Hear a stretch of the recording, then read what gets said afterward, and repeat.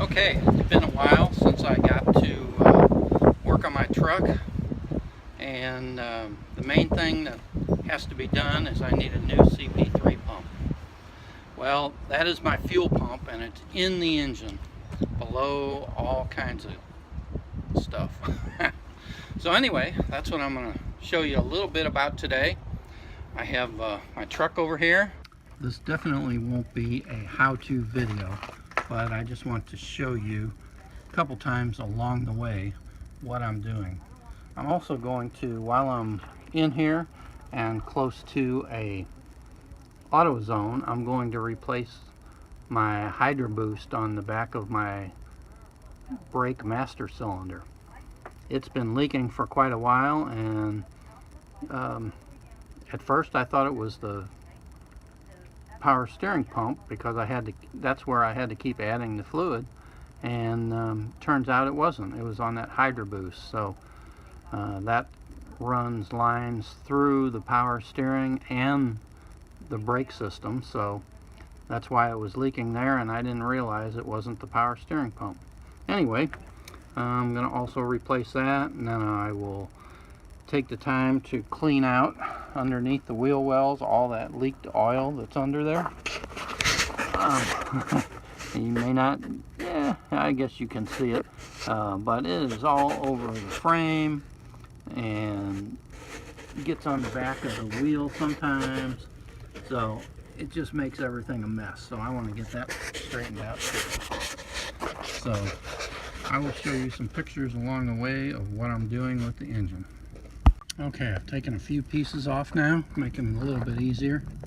Here's what came off: the air filter, the cover for the radiator, and the turbo diesel cover. I disconnected the batteries first, of course. Now I'm going to start disconnecting this EGR part. That's part of the plenum that goes back up towards the intake. From right there, that's coming out of the intercooler, going up, going in. This is where the EGR big valve was. I deleted that almost a year ago now, and so I have to take that off. I have to take the alternator off. This whole piece comes out, and then the plenum piece that connects to the turbo has to come out. The air conditioner's got to come out. Water pump will come off.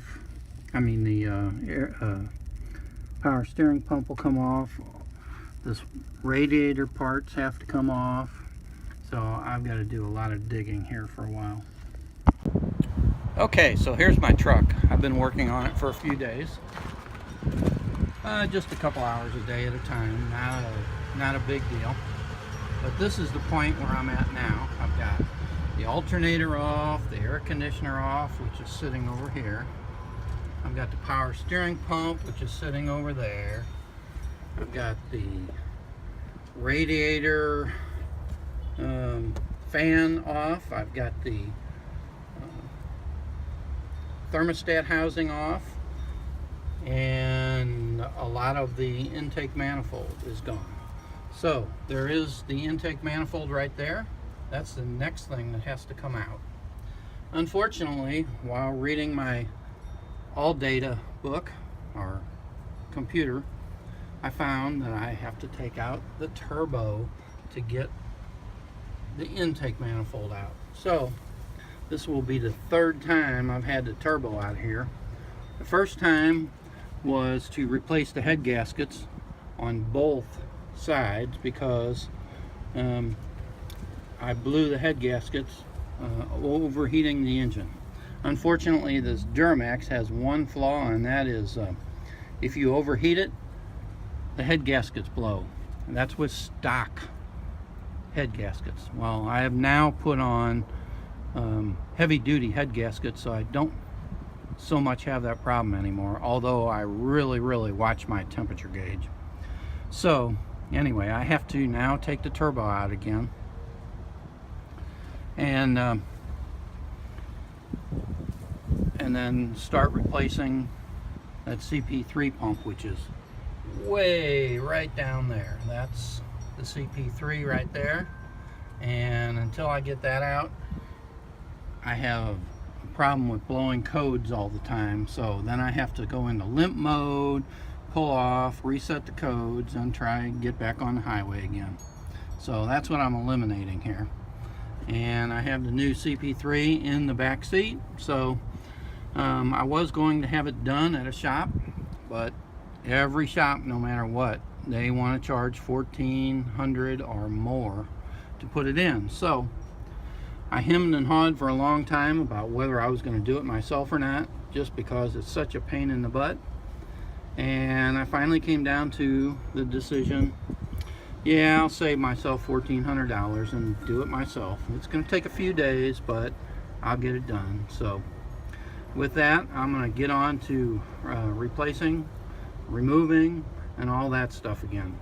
Okay, so here we are. I've got another day's work done on the truck engine. It doesn't look a whole lot different than it did yesterday, but if you look real close, see this whole big pile of wires over here. I have fuel injector, electronics, and all kinds of things that are on there that all came all the way across the engine, right across the turbo, so I could not take it out. So I had to get all that taken loose. So that's what I accomplished today. And then I also took the the cab bolts out. So tomorrow I will go ahead and start jacking up the cab and taking some turbo connections loose from the exhaust manifolds. All right, I'm going to stop this video here. It's getting a little bit long, and I have a few more days to work on the truck. So anyway, I hope you liked the video. Take the time, like it, share it, and leave me a comment.